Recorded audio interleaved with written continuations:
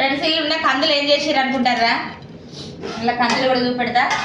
ఈ ఉన్న కందులు ఇది మంచిగా మిక్సీ పట్టి ఇలా బెల్లం వేసి ఇంత ముద్ద కట్టి ఇక పిల్లలకి ఇస్తా. మంచిగా ఇట్లా ఇట్లా తిన్నా కూడా పిల్లలకు కూడా బలం అట, మనం కూడా తిన్నా బలం. ఏమైనా పాత నొప్పులు ఉన్నా కూడా ఈ బెల్లం ఉన్ను ఈ కందులది మంచిగా మిక్సీ పట్టుకొని ఆ ముద్ద తింటే ఆ పాత నొప్పులు కూడా పోతాయట. ఇక ఇదైతే ఆ ముద్ద చేస్తా, బెల్లం వేసి మిక్సీ పడతా. ఇవి లడ్డూలు కంది గింజలతో చేసిన. ఇక అత్తమ్మ తిను.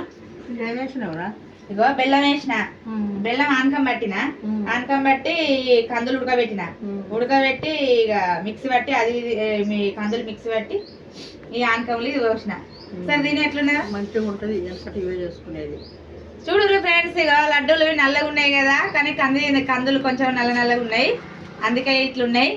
ఇవి వెనకడ కూడా ఇట్లనే చేసుకునేదట. ఓకే ఫ్రెండ్స్, మంచిగా ఉంటాయి ఇవి, మీరు కూడా ఒకసారి ట్రై అయ్యిర్రి. Okay bye.